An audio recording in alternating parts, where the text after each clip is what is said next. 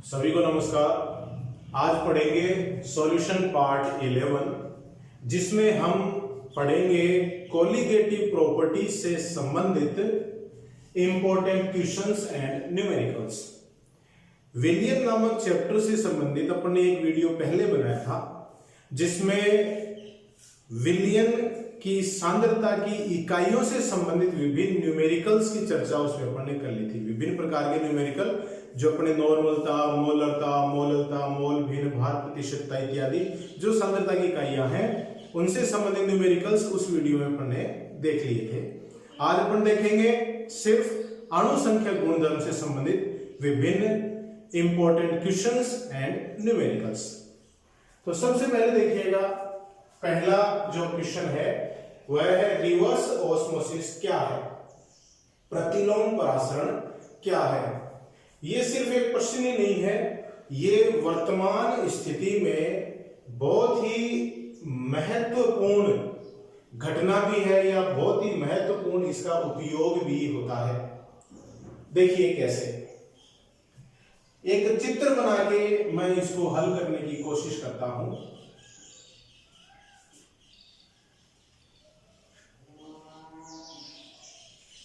ये इस तरह से कोई पात्र है,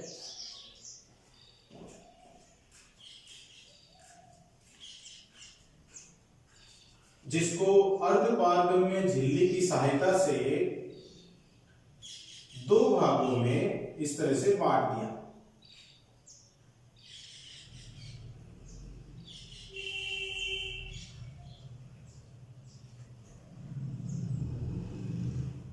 भाग ए, भाग बी। भाग ए में उच्च सांद्रता का विलयन भरते हैं। ध्यान से सुनिएगा, भाग ए में उच्च सांद्रता का विलयन भरते हैं और भाग बी में निम्न सांद्रता का विलयन भरा जाता है।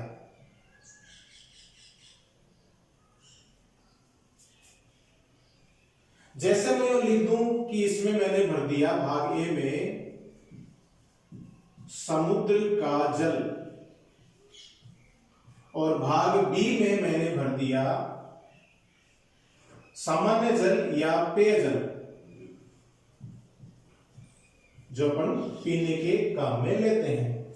और ये इसमें बीच में लगाई हुई है SPM सेमी परमेबल मेम्ब्रेन अर्धपारगम्य झिल्ली। ठीक है, तो देखिए क्या होगा, सामान्य परिस्थिति में परासरण की जो घटना होती है उसमें विलायक के कण निम्न सांद्रता से अर्धपारगम्य झिल्ली में से उच्च सांद्रता की ओर गमन करते हैं। तो जो जल के कण हैं वो बी की तरफ से अर्धपारगम्य झिल्ली में से होते हुए ए वाले भाग में आएंगे। ए वाले भाग में आएंगे तो ये जो पिस्टन लगा हुआ है यहाँ पे, ये पिस्टन ऊपर से लगता है। तो ये तो परासरण की सामान्य घटना होगी। अब देखिए, इस विलायक के कणों का भाग बी से ए की तरफ गमन को रोकने के लिए इस पिस्टन के ऊपर अगर बाहर से दाब लगा दिया जाए, यहां मैं दाब लगा रहा हूं, तो दाब लगाएंगे तो विलायक के कण ए की तरफ नहीं आएंगे। यहां अपने परासरण दाब में पढ़ा था कि उच्च सांद्रता वाले विलयन की तरफ से अर्धपारगम्य झिल्ली पर लगाया जाने वाला वह न्यूनतम दाब जो विलायक के कणों का उसकी तरफ होने वाले प्रभाव को रोक दे, उसे परासरण दाब कहते हैं। तो इस पिस्टन पर अगर परासरण दाब के बराबर दाब लगा देंगे तो विलायक के कण भाग बी से ए की तरफ जाना रुक जाता है। लेकिन अगर मान लो इस पिस्टन पर लगाया गया दाब परासरण दाब से भी ज्यादा हो जाता है, इस बाह्य दाब का मान परासरण दाब से ज्यादा हो जाता है, तो विलायक के कण हैं वो भाग ए से बी की तरफ जाना शुरू कर देते हैं। मतलब उच्च सांद्रता वाले क्षेत्र से निम्न सांद्रता वाले क्षेत्र की तरफ जाना शुरू कर देते हैं। यह घटना परासरण से विपरीत है और इसी को अपन क्या कह रहे हैं, प्रतिलोम परासरण कहते हैं। तो प्रतिलोम परासरण के लिए शर्त क्या है, बाह्य दाब का मान परासरण दाब से ज्यादा होना चाहिए। ठीक है, तो देखिए मैं इसको अगर एक परिभाषा के रूप में बताना चाहूं तो इस तरह से होगा कि उच्च सांद्रता वाले विलयन की तरफ से अर्धपारगम्य झिल्ली पर लगाए जाने वाले दाब का मान अगर परासरण दाब से ज्यादा हो जाता है तो विलायक के कणों का प्रवाह उच्च सांद्रता वाले क्षेत्र से अर्धपारगम्य झिल्ली में से निम्न सांद्रता वाले क्षेत्र की तरफ होने लग जाता है। इसी को प्रतिलोम परासरण कहते हैं। ठीक है, ये इसके लिए शर्त है। प्रतिलोम परासरण का उपयोग वर्तमान स्थिति में बड़ा प्रासंगिक है। कैसे? जैसे मैंने इसमें भरा समुद्र का जल, यहाँ पेयजल, पूरी दुनिया में पेयजल की बड़ी समस्या है, शुद्ध जल मिल ही नहीं पा रहा है। तो देखिए समुद्र के जल पर परासरण दाब से ज्यादा पर लगाएंगे तो उसका शुद्धिकरण किया जा सकता है। कर सकते हैं अपन इसको पेयजल में, क्योंकि जल के कण इधर जाएंगे, लवण के कण तो भाग ए में ले जाएंगे और जल के जो अणु है वो भाग बी में चले जाएंगे और इस तरह से यहां पर इसको इकट्ठा कर लिया जाता है। तो समुद्र जल को पेयजल में परिवर्तित कर सकते हैं। अब इसके लिए आपको बाह्य दाब का मान परासरण दाब से बहुत ज्यादा करना पड़ता है। बाह्य दाब को सहन करने के लिए जो अर्धपारगम्य झिल्ली है ये भी मजबूत होनी चाहिए। तो इस स्थिति में जो अर्धपारगम्य झिल्ली है वो भी काफी मजबूत होनी चाहिए ताकि इस बाह्य दाब को सहन कर सके, नहीं तो ये झिल्ली है ये डिस्ट्रॉय हो जाएगी। तो यहां जो एसपीएम है, सेमी परमेबल मेम्ब्रेन है, वो किसकी बनी हुई काम में लेते हैं? Cellulose acetate.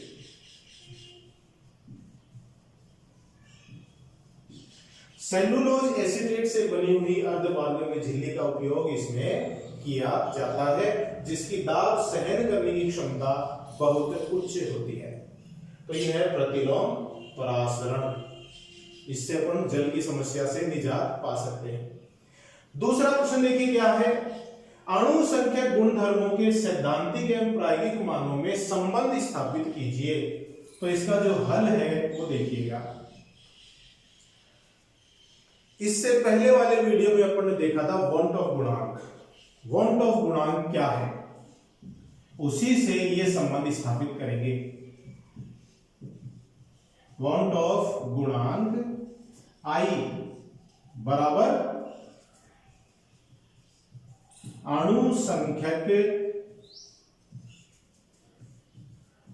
गुणधर्म के प्रायोगिक मान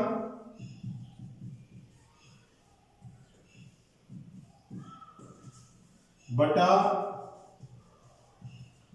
अणु संख्यक गुणधर्म के सैद्धांतिक मान।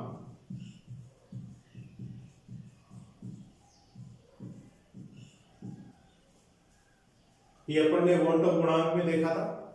तो जैसे मैं इसको लिख दूं पाई ओ बटा पाई टी बराबर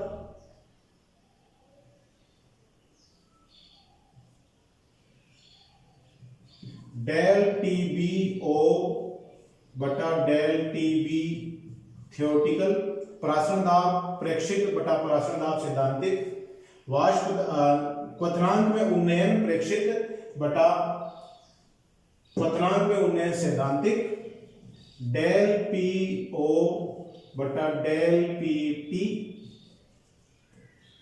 बराबर डेल टी एफ ओ बटा डेल टी एफ टी। तो ये विभिन्न अणु संख्या गुणधर्मों के प्रेक्षित और सैद्धांतिक मानों में इस तरह से अपन वॉन्ट ऑफ गुणांक की सहायता से संबंध बता सकते हैं।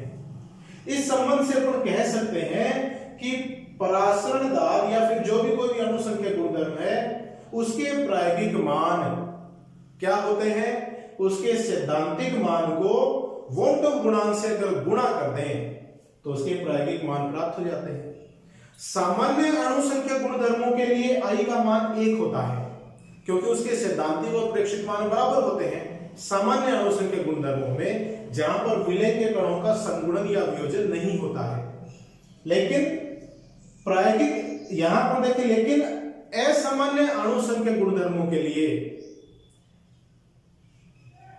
अणुसंख्या गुणधर्म के प्रेक्षित और सैद्धांतिक मान बराबर नहीं होते हैं, क्योंकि असामान्य अणुसंख्या गुणधर्मों में क्या होता है, विलय के कणों का संगुणन या वियोजन हो जाता है। तो उस कंडीशन में ये I का मान 1 नहीं होता है, I का मान 1 से ज्यादा या कम हो सकता है। तो देखिएगा सैद्धांतिक और प्रेक्षित मानों में जो संबंध है वो मैं इस तरह से भी लिख सकता हूं, पाई O बराबर I पाई T, जिसको मैं लिख सकता हूं ICRT। असामान्य अणुसंख्या गुणधर्म के लिए कह रहा हूं, तो पाई का मान पराश्रय दाब का मान हो जाएगा ICRT, और सामान्य अणुसंख्या गुणधर्म I का मान 1 हो ही जाएगा, तो सामान्य के लिए पाई बराबर CRT होता है। वैसे ही डेल TB बराबर I गुणा KB गुणा मोलता, ये क्वथनांक में उन्नयन के लिए संबंध हो गया। डेल TF बराबर IKF गुणा मोलता, ये हिमांक में अवनमन के लिए संबंध हो जाता है। और वाष्प दाब में आपेक्षिक अवनमन के लिए भी ये संबंध लिख सकते हैं अपन, डेल P ऑब्जर्व बराबर I डेल PT। प्रेक्षित मान है, उसका मान प्राप्त करने के लिए उसके सैद्धांतिक मान को वॉन-टॉप गुणांक से गुणा कर सकते हैं। तो ये है वॉन-टॉप गुणांक की सहायता से आप विभिन्न अणुसंख्या गुणधर्मों के सैद्धांतिक और प्रायोगिक मानों में संबंध स्थापित कर सकते हैं। ध्यान रखिएगा, जहां विलय के अणुओं का संगुणन या वियोजन नहीं होता है वहां अपन सामान्य अणुसंख्या गुणधर्मों की बात करते हैं और उनके लिए वॉन-टॉप गुणांक का मान 1 होता है, मतलब उनके लिए सैद्धांतिक और प्रायोगिक मान बराबर होते हैं। लेकिन जहां विलय के कणों का संगुणन या वियोजन हो जाता है वहां पर असामान्य अणुसंख्या गुणधर्मों की बात करते हैं, उनके लिए I का मान 1 से ज्यादा या कम हो सकता है, तो उनके लिए ये संबंध आप बता सकते हैं। ठीक है ना। नेक्स्ट क्वेश्चन देखिएगा, तीसरा क्वेश्चन देखिएगा, शर्करा के विलयन की सांद्रता ज्ञात कीजिए जिसके लिए परासरण दाब 2.46 वायुमंडल, तापमान 300 केल्विन है, और साथ में आपको दिया हुआ है विलयन स्थिरांक S का मान, S बराबर 0.0821 लीटर वायुमंडल पर केल्विन पर मोल। देखिए कैसे हल होगा। अपन जानते हैं कि परासरण दाब बराबर होता है CST, ये अपने परासरण दाब में पढ़ा था, ये फॉर्मूला काम में लिया जाता है। कोई भी न्यूमेरिकल जो अपन हल करते हैं तो सबसे पहले उसको ढंग से पढ़ें, ये देखें क्या क्या मान दिया हुआ है, फिर आगे थोड़ा सोचें कि किस विधि से इसको हल करेंगे, कौन सा फॉर्मूला लगेगा। इस स्थिति पहुंचने के बाद फॉर्मूला लिख लें और उसमें देखो क्या क्या दिया हुआ है और क्या आपको ज्ञात करना है। देखिए क्या क्या दिया हुआ है, परासरण दाब दे रखा है, पानी दे रखा है, तापमान दे रखा है, ठीक है, S दे रखा है और C का मान ज्ञात करना है। इस सूत्र में 4 राशियां हैं जिसमें से 3 दी हुई हैं और 1 की गणना आपको करनी है। तो C बराबर हो गया पाई बटा S गुना T, और पाई का मान कितना है 2.46, S का मान कितना है 0.0821 और T का मान कितना है 300, और जो C का मान आएगा वो आएगा मोल प्रति लीटर में। देखिए यहां पर ये लीटर इकाई है, ये मोल इकाई है, तो मोल प्रति लीटर में इसका मान प्राप्त हो जाएगा। ये आप इसकी गणना तो कर ही लेंगे, जो भी मान इसका प्राप्त होगा हल करने के बाद वो विलयन की सांद्रता का मान मोल प्रति लीटर में आएगा। इसको हल कर लेंगे आप, ठीक है। नेक्स्ट क्वेश्चन देखिएगा, मोलल उन्नयन स्थिरांक की गणना कीजिए। क्या पूछा है? मोलल उन्नयन स्थिरांक Kb पूछा है। विलयन की सांद्रता 0.1 मोलल है और यह 100.52 डिग्री सेंटीग्रेड तापमान पर उबलता है। ठीक है, देखिएगा कैसे हल करें। उबलता है मतलब क्वथनांक की बात हो रही है। यहां पे क्वथनांक में उन्नयन अणु संख्या गुणधर्म को काम में लेंगे, तो डेल टीबी बराबर केबी गुणा मोललता, यह फॉर्मूला इसमें लगेगा।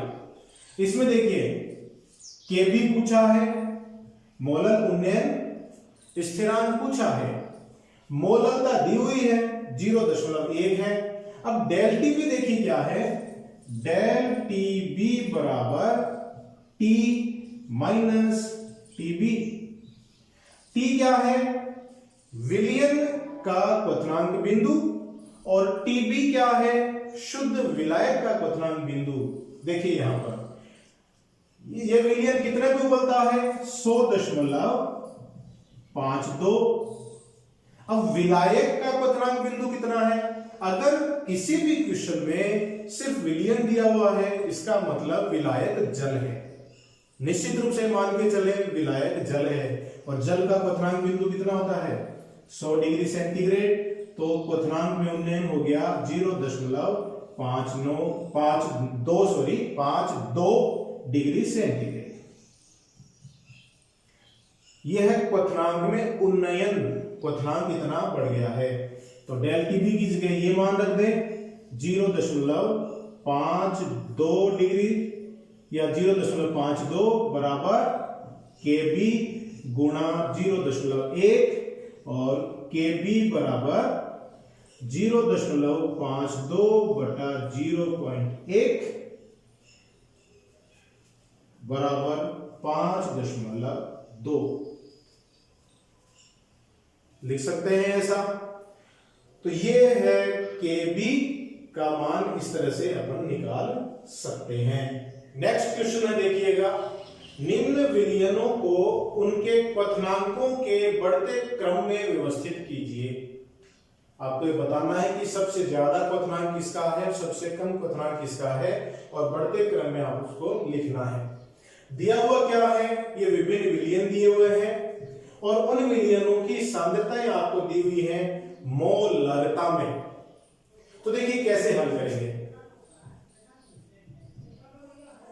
यहां पर जो विभिन्न विलयन दिए हुए हैं उनमें आप सबसे पहले ये देखिए कि विलयन में कहीं इन विलय के अणुओं का वियोजन या संगुणन तो नहीं हो रहा है।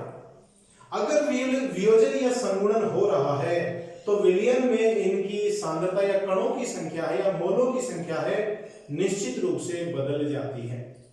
तो देखिए सबसे पहले पर देखिए यूरिया का वियोजन नहीं होगा, तो जितने मोल आप लेंगे उतने ही मोल विलयन में उपस्थित रहेंगे। तो यूरिया 0.8 मोल आपने लिया हुआ है प्रति लीटर, तो 0.8 मोल ही रहेंगे। दूसरी बात करें ग्लूकोज की, तो ग्लूकोज है वो भी विद्युत अपघट्य नहीं है, इसका वियोजन भी नहीं होगा, तो जितने मोल आपने लिए उतने ही मोल रहेंगे। NaCl की अगर अपन बात करें तो यहां देखिएगा क्या होगा, एक अणु 2 में टूट जाएगा, एक अणु 2 में टूट जाता है। 0.5 मोल लिए हैं तो विलयन में इससे दुगने मतलब 1.0 मोल हो जाते हैं। वैसे AnCl3 विद्युत अपघट्य है, एक अणु 3 में टूटेगा तो 0.7 मोल आपने जो लिए हैं उसके 3 गुना 2.1 मोल कण विलयन में उत्पन्न हो जाते हैं। और पोटेशियम फेरोसाइनाइड के एक कण से 5 कण प्राप्त होंगे, 4 पोटेशियम धनायन के रूप में और 1 ऋणायन के रूप में, तो 5 कण प्राप्त होंगे। तो 0.9 मोल लिए हैं आपने, तो इससे 5 गुना 4.5 मोल कण विलयन में उत्पन्न हो जाते हैं। तो पहले आप उनके वियोजन के बाद बनने वाले कणों की संख्या की गणना कर लीजिए। कणों की संख्या की गणना कर ली। अब जिसमें कणों की संख्या सबसे ज्यादा होगी उसके क्वथनांक का मान सबसे ज्यादा होगा, क्योंकि क्वथनांक में उन्नयन एक अणु संख्या गुणधर्म है जो विलय के कणों की संख्या पर निर्भर करता है। तो सबसे ज्यादा कणों की संख्या किसकी है? Potassium ferrocyanide. तो इसका क्वथनांक सबसे ज्यादा बढ़ेगा, उन्नयन सबसे ज्यादा इसमें होगा। और सबसे कम कणों की संख्या किसकी है? ग्लूकोज की। तो इसके क्वथनांक में उन्नयन सबसे कम होगा। तो क्वथनांक में उन्नयन का जो बढ़ता क्रम है वो इस आधार पे होगा, सबसे कम किसका? ग्लूकोज का। उसके बाद यूरिया, उसके बाद NaCl, उसके बाद AlCl3 और उसके बाद K4FeCl6 पोटेशियम फेरोसाइनाइड। ये इनके क्वथनांक में उन्नयन का क्रम हो जाता है। क्लियर है? अब इसी क्वेश्चन में मैं दूसरा क्वेश्चन अगर शामिल करूं तो आपके लिए होमवर्क है कि इस क्वेश्चन में क्वथनांक का बढ़ता क्रम या क्वथनांक में उन्नयन की जगह आप हिमांक की बात करें कि इन विलयनों के हिमांक के बढ़ते क्रम को समझाइए। क्वेश्चन दोबारा सुनिए। ये क्वेश्चन क्वथनांक का बढ़ता क्रम है और होमवर्क क्या आपके लिए? हिमांक का बढ़ता क्रम बताइए इन विलयनों के लिए। ढंग से हल करने की कोशिश करिए। नहीं आता है तो मेरे से पूछ लीजिए आप। ये है क्वेश्चन नंबर 6। क्या है क्वेश्चन? क्या क्वथनांक का उन्नयन समान होगा यदि 0.1 मोल NaCl या 0.1 मोल चीनी को 1 लीटर जल में विलय किया जाए? समझाइए। देखिए क्या दिया हुआ है। एक तो आपको दिया हुआ है NaCl जिसके कितने मोल लिए आपने? 0.1 मोल। और दूसरे विलयन में आपने क्या ली? चीनी, जिसको आपने लिया 0.1 मोल लिया है। और इनमें पूछा है कि क्या दोनों विलयनों के क्वथनांक का उन्नयन समान होगा? दोनों को ही आपने 1 लीटर में लिया है। तो देखिएगा, चीनी की अगर अपन बात करें तो चीनी का वियोजन या संगुणन नहीं होता है।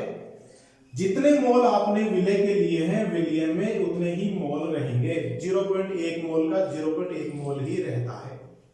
लेकिन NaCl का वियोजन होता है। एक अणु से 2 अणु बन जाते हैं, 2 आयन बन जाते हैं, 2 कण बन जाते हैं। तो लिया तो आपने 0.1 मोल है, लेकिन विलयन में ये 0.2 मोल कण हो जाते हैं। और जितने ज्यादा कण होंगे उनका क्वथनांक भी उतना ही ज्यादा होगा। तो NaCl के क्वथनांक का उन्नयन चीनी वाले विलयन के क्वथनांक के उन्नयन से ज्यादा होगा। तो अपन इसका उत्तर देंगे कि नहीं, दोनों विलयनों के क्वथनांकों का उन्नयन समान नहीं होगा। चूंकि NaCl विलयन में वियोजित होता है, एक अणु से 2 आयन बनते हैं, अतः उसके कणों की संख्या दुगनी हो जाती है। जबकि चीनी में न तो वियोजन हो रहा है न संगुणन हो रहा है। तो जितने कण विलयन में मिलाए गए हैं उतने ही कण रहते हैं। विलयन में NaCl के कणों की संख्या चीनी के कणों से दुगनी हो जाने के कारण NaCl के विलयन के क्वथनांक का उन्नयन चीनी के विलयन के क्वथनांक के उन्नयन से ज्यादा होगा। कह सकते हैं अपने साथ। ठीक है, तो ये कुछ क्वेश्चन जो मैंने हल कराए हैं। अब कुछ क्वेश्चन ऐसे लेते हैं जो आपके लिए होमवर्क है। होमवर्क भी तो होना चाहिए ना। तो मैं कुछ क्वेश्चन यहाँ पे लिखूंगा जो आपके लिए होमवर्क है, उसको आप ढंग से पढ़ के और हल करने की कोशिश करिए। उसके लिए विलियन के जितने भी वीडियोज हैं, 10 वीडियो है, विलियन 1 से लेके विलियन 10, सॉल्यूशन पार्ट 1 से लेके सॉल्यूशन पार्ट 10, वो ढंग से देखिए, उनको समझने की कोशिश करिए, फिर वो क्वेश्चन बहुत ही आसानी से आप हल कर पाएंगे। तो वो क्वेश्चन कौन से हैं देखिएगा। ये कुछ इंपॉर्टेंट प्रश्न है जो आपके लिए होमवर्क है, इसको आप ढंग से हल करिएगा। प्रश्न संख्या 1, सड़कों पर जमी बर्फ को हटाने के लिए NaCl के स्थान पर CaCl2 लेना अधिक उपयुक्त है, क्यों? दूसरा प्रश्न है, पहाड़ों पर भोजन धीरे पकता है, अतः प्रेशर कुकर का उपयोग करते हैं जिसमें भोजन जल्दी पकता है, ऐसा क्यों? तीसरा प्रश्न देखिएगा, निम्नलिखित में से कौन सा अणुसंख्यक गुणधर्म नहीं है?